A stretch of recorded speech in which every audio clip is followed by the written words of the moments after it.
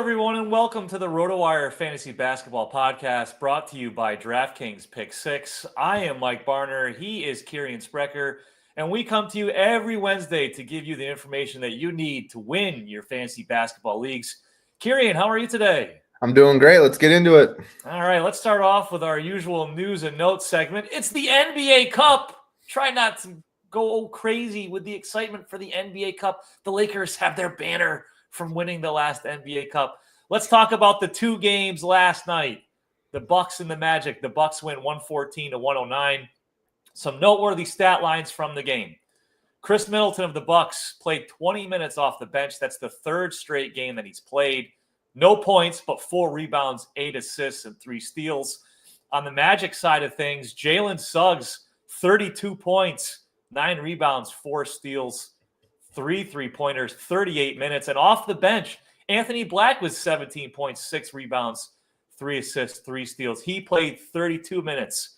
What fantasy stat line do you like the most from that game last night, Kirien?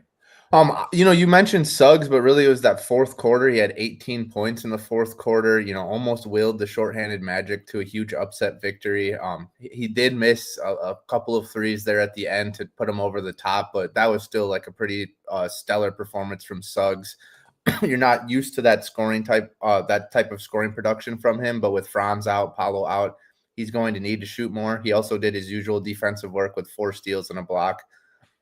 Goga Bitadze continues to deliver, man. He's been awesome.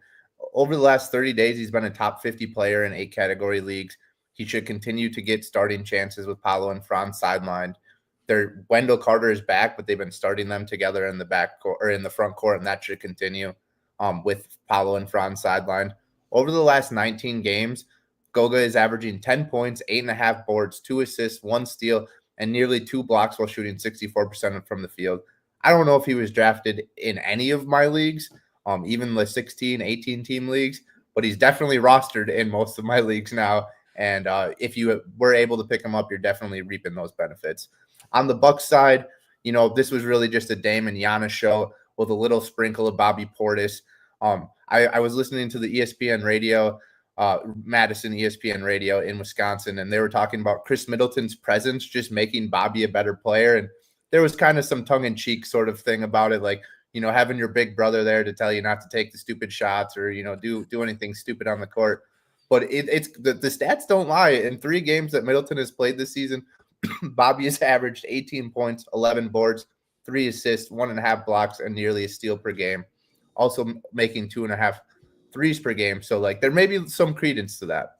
Well, I also think it's just having more talent on the floor so the other teams can't focus on Portis. I mean, the Bucks are so thin, specifically on core scorers. I mean, Gary Trent Jr. he's struggling offensively. He seems to make one ridiculously bad foul in every half. He had couple of them last night. But yeah, I think just having more players on the floor with some that other teams have to pay attention to is definitely going to help Portis. All right, now to the other game. The Thunder beat the Mavericks 118-104. SGA, awesome as usual, 39 points, 8 rebounds, 5 assists, 3 steals, 5 3-pointers, completely dominated. The Thunder, with their excellent defense, put the clamps on Luka Doncic. He scored 16 points, 5 for 15 shooting from the field. PJ Washington was out for the Mavericks last night with an illness. That's a big loss for them. But, man, trying to score against the Thunder, Kirien, is going to be difficult all season long. Sorry, I had a little coffee. Kirien muted himself. He had all this great information and we couldn't hear it. The Thunder's defense has been spectacular, man. Even more so last night. There was a couple of instances that really stood out from that game, where Luka would get a board and he would try to push the pace, full court pass, try to get an easy layup. And the Thunder got 3 steals just from that, those types of plays.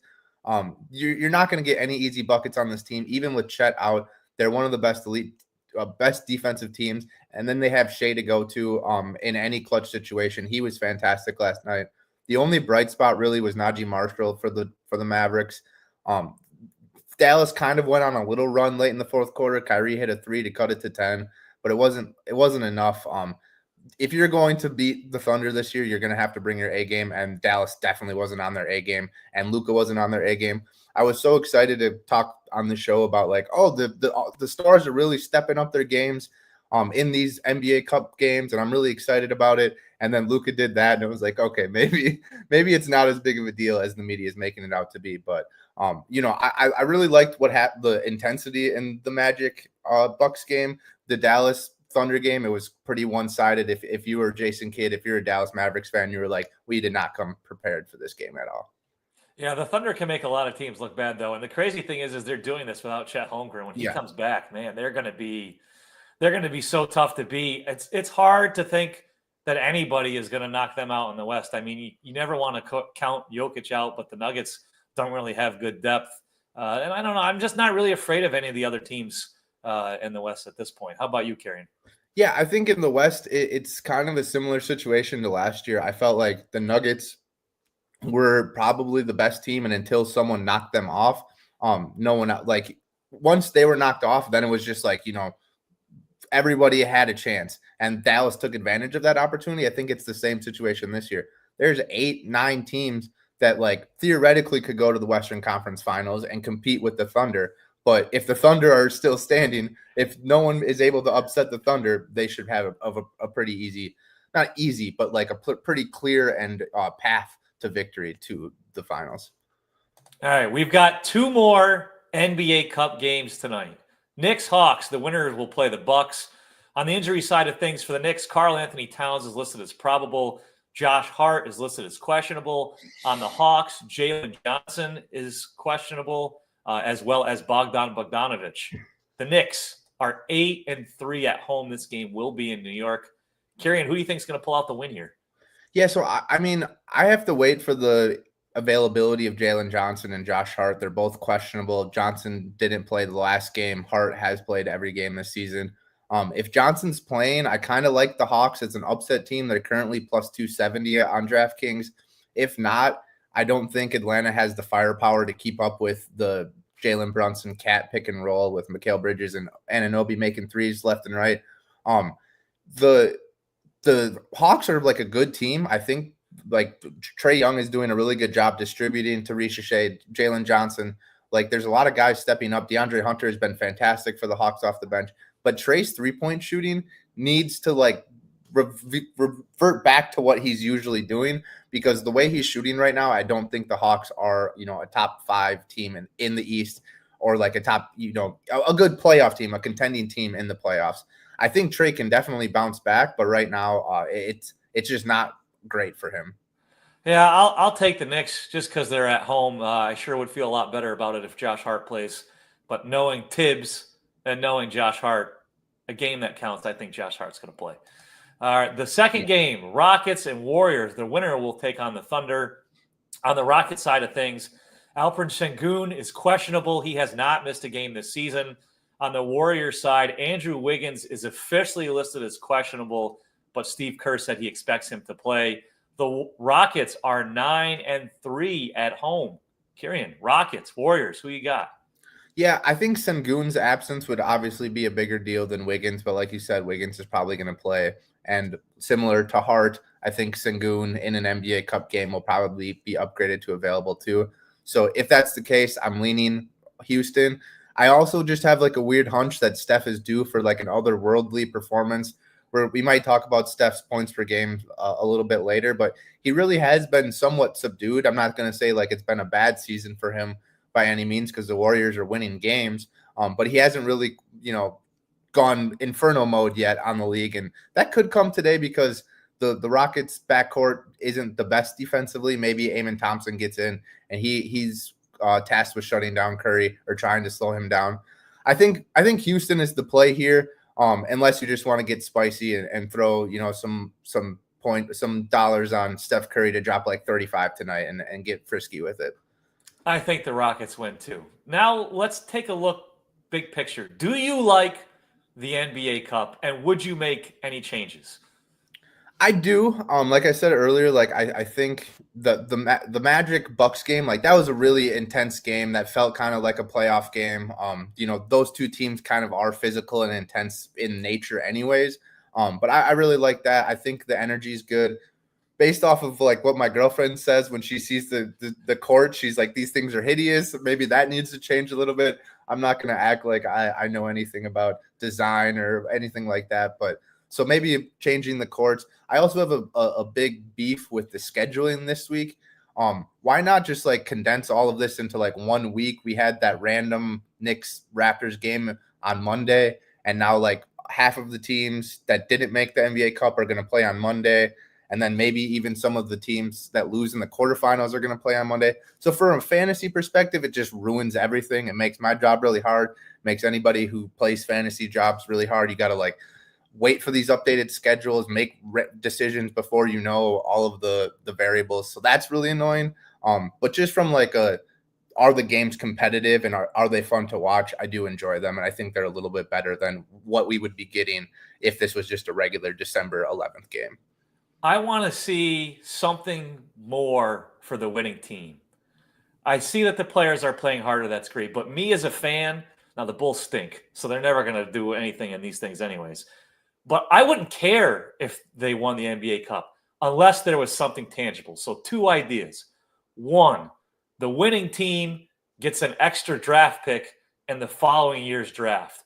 Not at the end of the second round, at the end of the first round. That's 1. 2, the team that wins the NBA Cup is guaranteed at minimum a spot in the play-in tournament. If they finish better, great. Then that's the spot that they get. If they make a top 6 seed, that's what they get. Worst case scenario, they get a spot in the play-in tournament. What do you think about those ideas? I like those ideas. I think obviously the first idea is a little less drastic, like a 33rd overall pick. It's very rarely turns into a superstar, but it does give you like that chance to get Manu Ginobili, to get Nikola Jokic or whatever. So I would be fine with that. I think the second one is like a bit more drastic just because you're determining a playoff seed this early. Then like, what does that do for their competitive drive later in the season? Obviously they could get a higher seed if they move on, but it like that could get a little weird, but I do like it. I have heard people say something similar along the lines of like securing a play-in spot or securing a postseason spot, just because that would really make these playoff games then. I don't think that'll happen just because it kind of takes away from, the next 4 months of basketball. But I do think that there's some ideas that the NBA should listen to.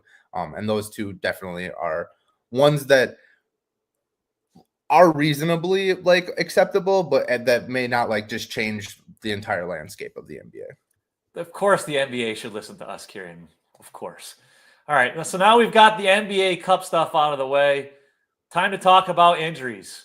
On the plus side of things, Kawhi Leonard, that's right, Kawhi Leonard logged a limited practice Tuesday. So we've got a Kawhi Leonard sighting. Obviously, it's going to be a while here. He's just limited in practice, so he's not even fully practicing. But finally, Kirien, we get an update on Kawhi. Yeah, I think Kawhi will probably make his season debut somewhere around Christmas. But how much will he be able to do right away? I've said this on this show numerous times already. History has proven that he can bounce back from these long absences and come back to superstar form. But like, for how long will he be a superstar form? Will it be a couple weeks? Will it be a couple months? We haven't seen him do it for a full year in a very long time. All the reports from Tuesday's practice, all the players, coaches said he looked like his usual superstar self. But that is also with non-contact stuff. And a lot of his injuries have been, little bumps or, whatever, that he gets off balance and tweaks the knee and then he's out for a couple months. So, obviously a positive update, but I still think we're at least a week away or 2 weeks away from him actually being on a court during an NBA game. Yeah, I guess at this point, if you drafted Kawhi Leonard, you're just happy to get an update. Yeah. And happy that it's a positive one. Well, negative update time. Scottie Barnes is going to miss several weeks with an ankle injury, according to Shams of ESPN this morning.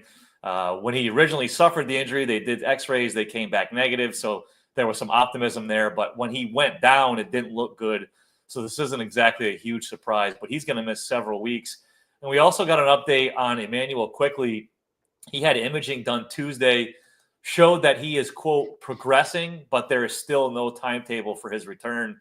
Kirien, Raptors in a tough spot again here. Yeah, just the hits just keep on coming. We talked about it right before we hopped on, but Scottie Barnes probably is eliminated from any All-Star recognition this year because of these injuries.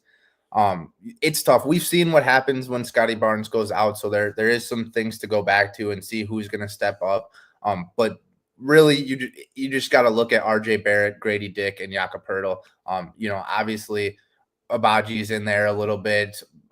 Mogbo will get some playing time with Barnes out.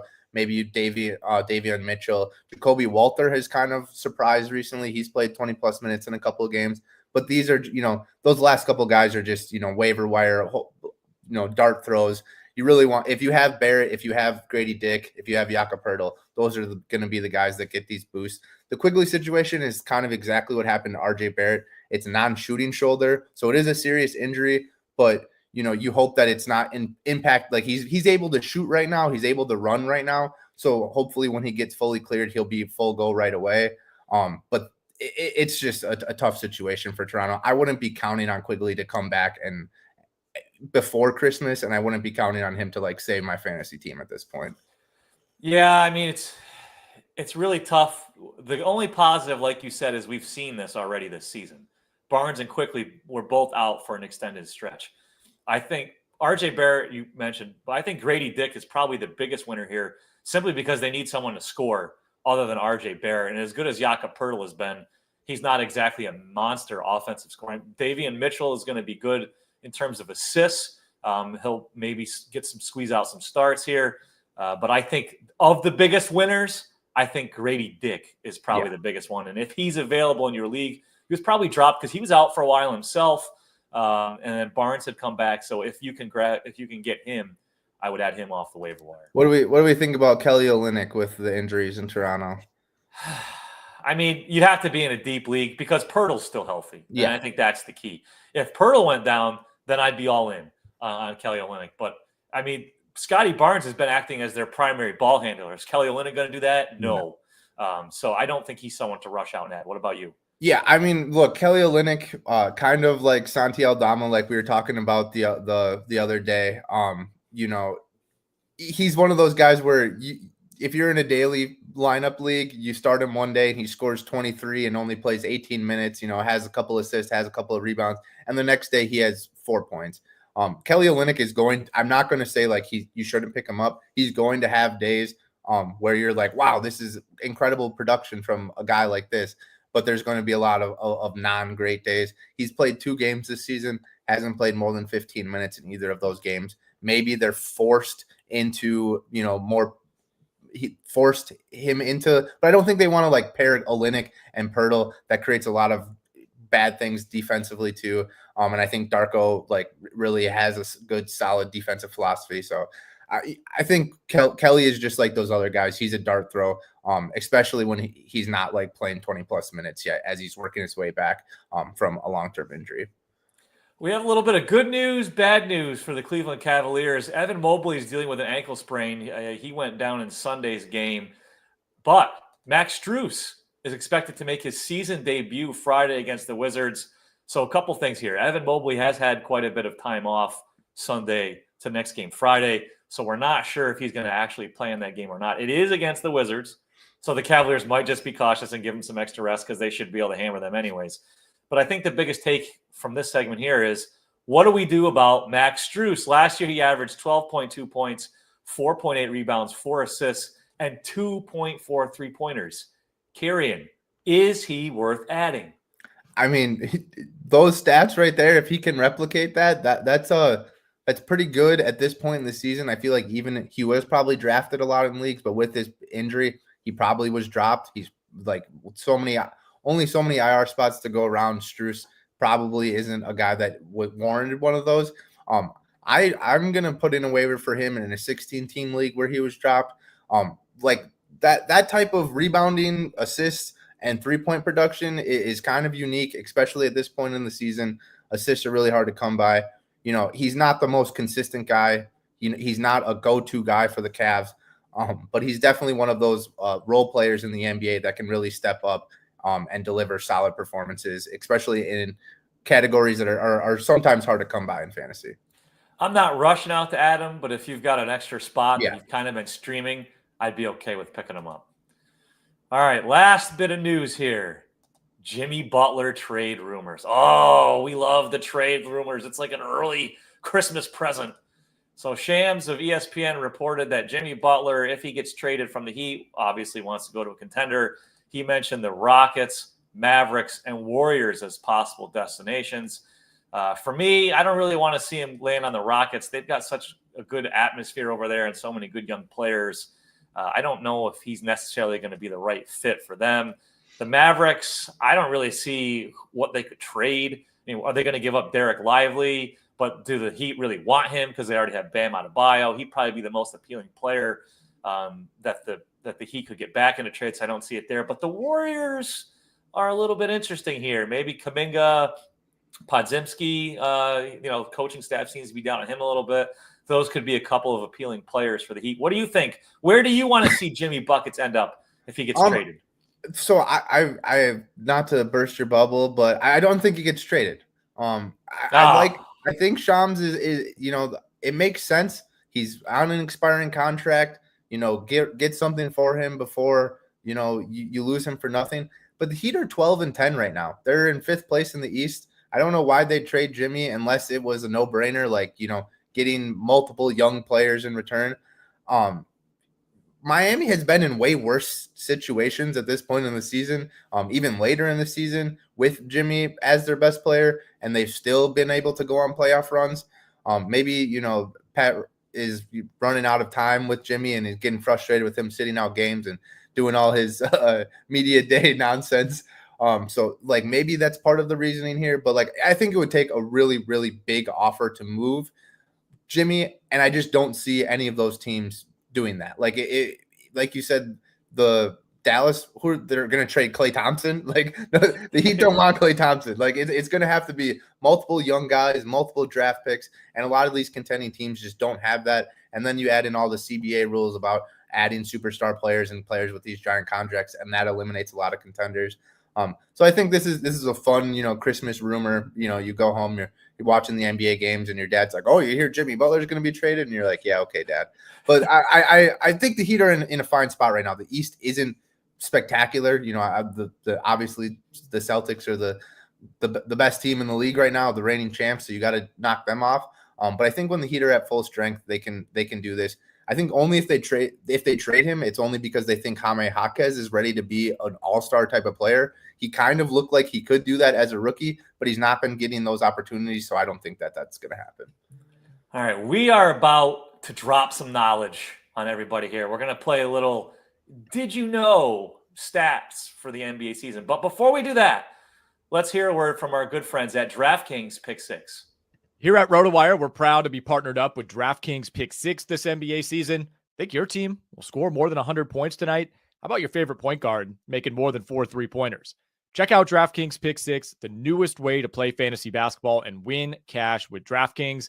Here's how it works. All you got to do is pick 2 to 6 players of the same sport and choose if they'll have more or less of a given stat. So for hoops, we're talking points, assists, rebounds, etc.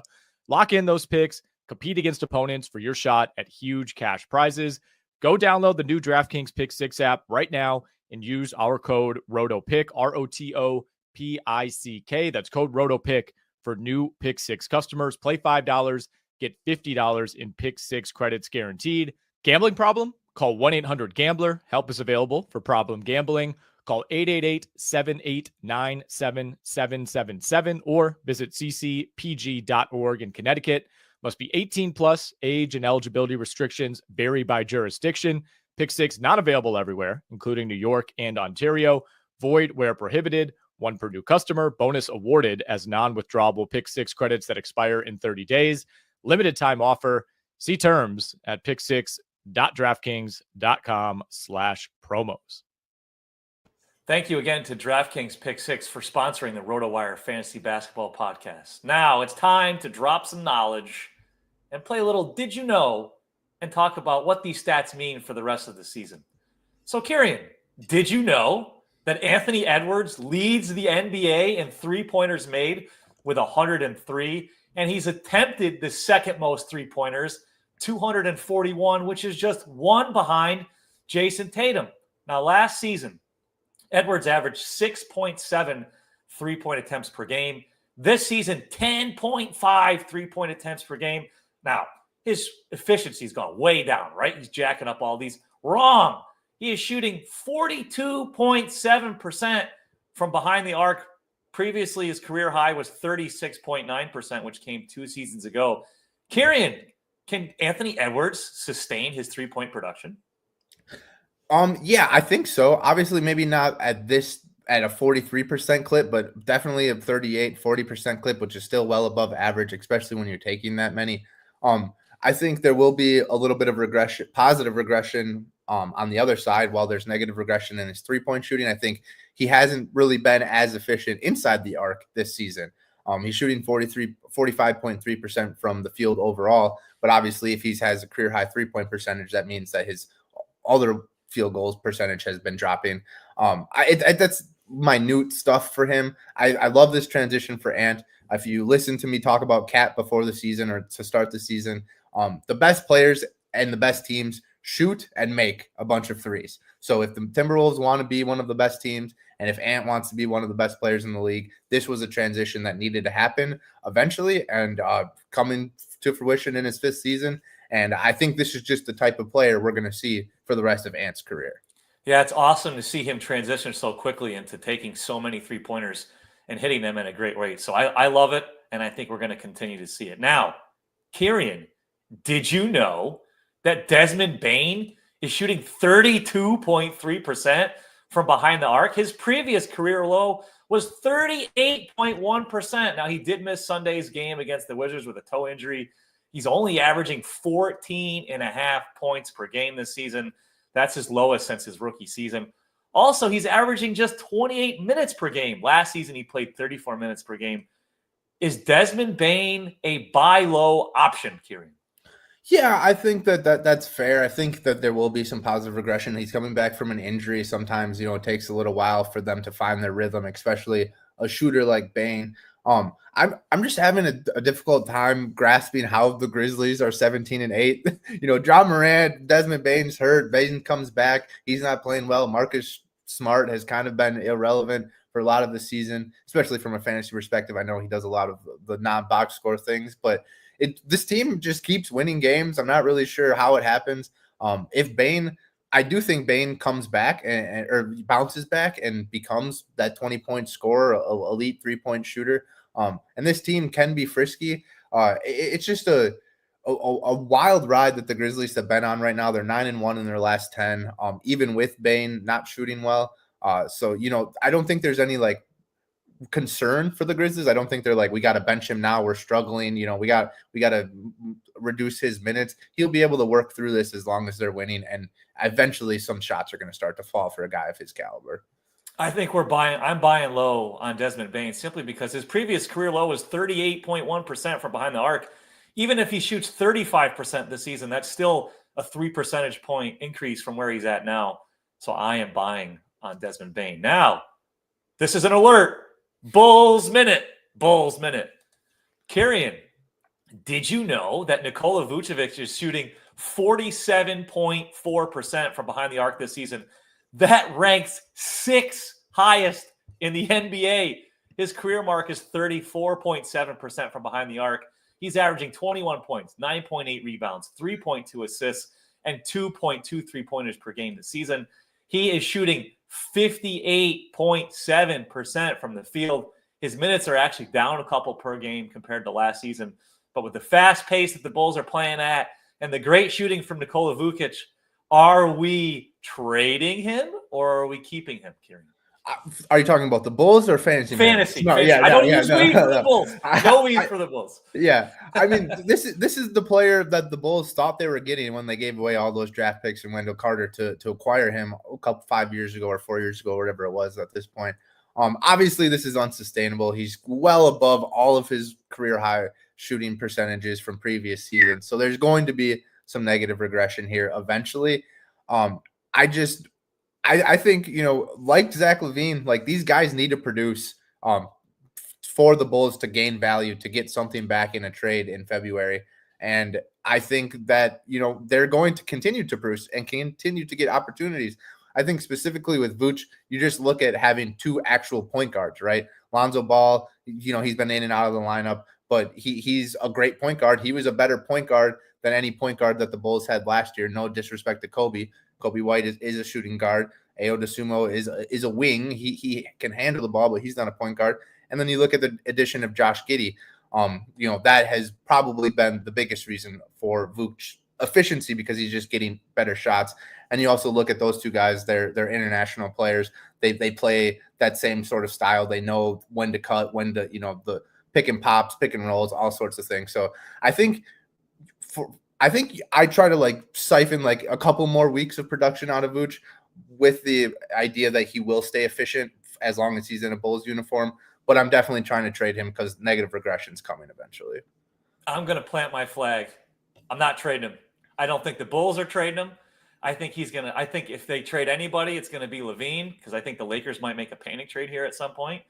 I don't think they're going to get what they want for Vucevic. I mean, they didn't trade Drummond last year. Yeah, true. Because they got offered 5 second-round picks. And there was some report that a Vucevic trade is going to start at 2 second-round picks. I'm telling you right now, if you tell Jerry Krause that he's going to get, or Jerry Reinsdorf, sorry, that he's going to get second-round picks for Nikola Vucevic, he's going to say, I want that home play-in tournament ticket gate. Keep him. So I don't think Vucevic is going anywhere. I think maybe some other pieces on the Bulls will get traded, but that'll only help Vucevic. Yeah, he's not going to continue to shoot at the 6th best rate from behind the arc in the NBA, but I think just the pace that they play and the volume and the role he's going to have, I'm not trading him. Okay. Fair enough. Kirien, did you know that OG Anunoby has not missed a game this season, and he has played the 6th most minutes in the NBA while doing so? He's averaging 17.5 points, 5 rebounds, 1.6 steals, 1.1 blocks, and 2.3 3-pointers per game. He's not showing tired legs. He's shooting 48.8% from the field. What you like to see here, this is the Tom Thibodeau effect. Mikal Bridges has played the 2nd most minutes in the NBA. Josh Hart has played the 4th most minutes in the NBA. And then we've got our guy here, Anunoby, has played the 6th most. Can Anunoby stay healthy, Kirien? I mean, history tells us no, right? He's played more than 50 games in a season only one time since 2019. But with all of these heavy minutes, the last time he played 36 minutes for an extended season is never. The last time he was at this rank, he only played 48 games. So, it's kind of interesting. I'm not trying to trade any Knicks right now. I know we talked about Josh Hart, Mikal Bridges, these big time guys. Tibbs is just going to keep running these guys out there until they go into the ground. And I don't think that's going to happen until a lot later in the season when, fantasy seasons are coming to an end. But we'll see. Anunoby's probably the one that I would say is probably the most consistent. Josh Hart is playing out of his mind right now, and Mikal Bridges is probably not living up to expectations right now. So I think Anunoby's the safest of those 3 non-superstar Knicks, Jalen Brunson, Cat being the superstars. But I think there's going to be games missed in New York eventually, especially when they get Precious is back now, Achua is back, Mitchell Robinson might come back soon. So when they get some of these guys, they also will probably make a trade or two to acquire some more depth. And then these guys will start getting rests. But you got to – I can't knock him. He hasn't missed any games yet, so, we'll see. I'm trading him. Start floating trade offers out there and see what you can get. Now, Kirien, did you know that Josh Hart is averaging 8.3 rebounds per game? That's more rebounds per game than Nick Claxton, 7.8, Miles Turner, 7.1, and Julius Randle, 7 even. He's playing 37 minutes a game. Now, he also averaged 8.3 rebounds per game last season, played 81 games last season, played 76 games the season before that. Probably the biggest difference here with Josh Hart, he's averaging 13.9 points and 5.5 assists, shooting 59.2% from the field. This was just more of a, don't we love Josh Hart chance to bring up some Josh Hart stats. What do you think here? Yeah, I love Josh Hart. I have him in a bunch of leagues. I keep getting trade offers for him that, I just can't do. Someone tried to say before Austin Reeves got hurt, they were trying to trade me Austin Reeves. And I was like, Josh, you got to trade me Damian Lillard straight up. Like, I'm not even joking. Josh Hart's a top 30 player right now. The way he's contributing in all categories. Obviously, the negative regressions coming with the field goal percentage. A guard shooting almost 60% from the field is absolutely insane. His free throw percentage is also a career high. And so, there's going to be some negative regression, but you're going to have to give me a superstar caliber player because Josh Hart is performing as maybe, superstar might be a large stretch, but if you're a top 30 player, top 40 player, that's a third, fourth, second round pick. Like, that's a really, really good player that you can't give up unless you're getting something in return. So you look at a guy like Damian Lillard, he makes a lot of threes, a different type of category player. But yeah, I want to say trade Josh Hart because some negative regression is coming, but don't just trade him to trade him. Like, people gotta pay up to get this guy because he's a game changer. He's going to win some people leagues this year. This is my favorite one, and this is why I saved it for last. Kirien, did you know that Norman Powell is averaging 23.6 points per game? That is more points per game than Steph Curry, 23, LeBron James, 23, DeMar DeRozan, 22.5, and Trae Young, 20.9. Last season, Powell had a usage rate of 20%. This season, 27.1%, shooting 49.2% from the field, 48.6% from three. It's a career season for Norman Powell. I'm so happy he's going crazy. Kawhi Leonard, are we nervous about Norman Powell here at all with that positive Leonard news, Kirien? No, I wouldn't be. They're still going to need his scoring boost. Obviously Leonard's going to take some usage away from Powell, but they'll probably stagger those minutes. I'm not worried about it at all. You absolutely nailed this preseason with Paul George leaving. I wasn't really quite aware of how much Powell actually hated PG. I don't know if I just wasn't on Twitter that day or whenever that popped off, but that's a real thing. Apparently there's major beef there, and Powell is, not even arguably, the stats just tell you that he's a better player than Paul George, a better fantasy player than Paul George at this point. Love it. Love it. Now, we're going to give you an opportunity to call your friends and your family into the room here because it's almost time for your favorite segment of the week. But Kirien, first, let's answer 2 questions from the chat. That way, if mom or grandma is in the other room, you can call them in because the What Was That stat lines of the week's coming up. All right. So we got a couple random ones. All right. So this one probably is a pretty easy one.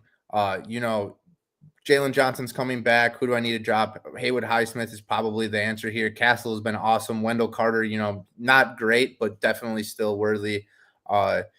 Then you got Max Strus or Malcolm Brogdon as a pickup.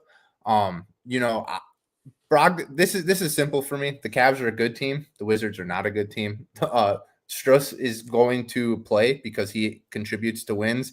Brogdon is constantly injured and might get traded. What about you? If you're in a daily lineup league, I'd probably take a chance on Brogdon simply because the upside's higher. Yeah. But if you're not, then Strus. Yeah, totally. So then we got a couple questions about Vassell. What do you think about him? Would you drop Vassell or Shaedon Sharpe to pick up Grady?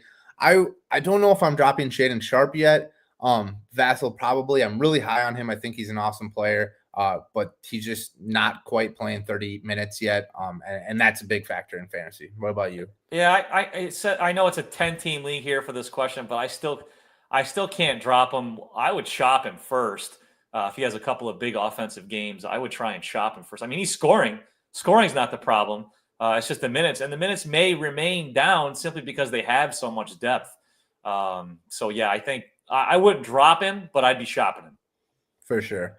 And then we answered this earlier in the thing. Do you think Quigley will be back around Christmas? I think that's pretty fair.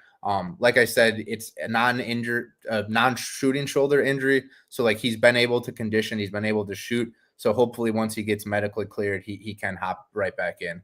But it says no. Toronto is saying no timetable. All right, one last one, Kirien. We have one more. We kind of talked about this one, Olynyk, Mitchell or Abaji. If you had to pick one, Abaji's playing the most minutes right now. Olynyk probably has the higher upside if he ever gets, to playing 25 minutes when he's back to full speed. What about you? Yeah, I would go Agbaji simply because I think the minutes are safer, like you said. I guess I'm sorry. Aunt G was the first question. I'm sorry, Let's do it. if you're still around. Case and Wallace. Yeah, maybe the Thunder have just been switching that fifth starter so often that it's kind of hard to like nail down.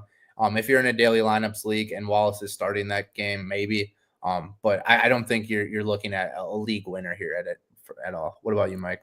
I agree. I agree. Cool. Now it's time for everyone's favorite segment, the What Was That Stat Lines of the Week.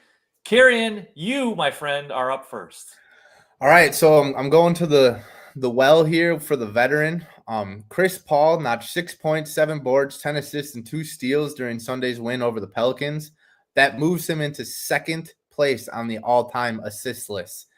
He is sitting at 12,099, almost 12,100, placing him above Jason Kidd and only behind John Stockton. Paul is on a particularly good stretch of passing lately, dropping at least 8 dimes in 5 straight games, averaging 10 assists during that run. The future Hall of Famer is having a nice, solid season for the Spurs following a 1-year stint with the Warriors where things really didn't go his way. Another fun fact from Chris Paul's season: he's yet to miss a free throw. The man is 35 for 35. Talk about the old guy at the gym just shooting free throws all by himself. Chris Paul will drop dimes and he will make his free throws. The veteran is getting up there in age, but he's still producing, and pairing him with Victor Wembanyama has been a great thing for the Spurs. I don't think they're quite ready to contend yet, but this team has been spunky and fun, and I'm excited to see where their season goes. We are staying all positive this week because I am also going positive.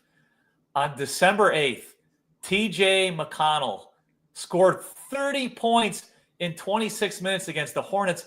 What was that? It was great.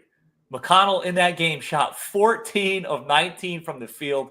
He didn't make a single three-pointer, and he attempted 2 free throws, and he still scored 30 points. That's nuts. McConnell is shooting 57.7% from the field this season. That is the 11th highest field goal percentage in the NBA. This is TJ McConnell. Now, he shot at least 54.3% from the field in 3 of the last 4 seasons. Andrew Nembhard is back for the Pacers, but Aaron Nesmith is not close to making a return. I used to always say when Tyus Jones was on the Grizzlies that he was the best backup point guard in the NBA.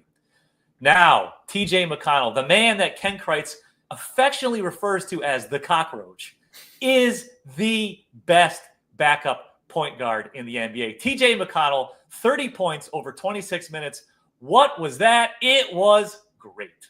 Yeah, I have no qualms calling him the best backup point guard. The Pacers offense has not been good this year. Last year, they were tops in the leagues, and McConnell was still kind of relevant in a lot of fantasy leagues, even as a backup. Tyrese missed time, and he kind of spiked there, but even as a backup, he was producing well. So if the Pacers can ever, get rolling this type of production, 30 points, maybe not, but like dropping assists, efficient shooting, I feel like he's all of the grandpas, the father-in-laws, whatever you want to say. He's all of their favorite NBA player just because he plays like it is the 1960s with little mid-range pull-ups and bounce passes and everything. He's a fun guy to watch in today's NBA, for sure, and definitely probably the best backup point guard. And that's why Ken loves him. And with that, that's it for the Wednesday episode of the RotoWire Fantasy Basketball Podcast, brought to you by DraftKings Pick6. Thanks for joining us. We were talking before the show. We have a fun idea for next week, so make sure you tune in. You're not going to want to miss that. But until then, good luck winning your fantasy basketball matchup this week. Have a good one, everybody.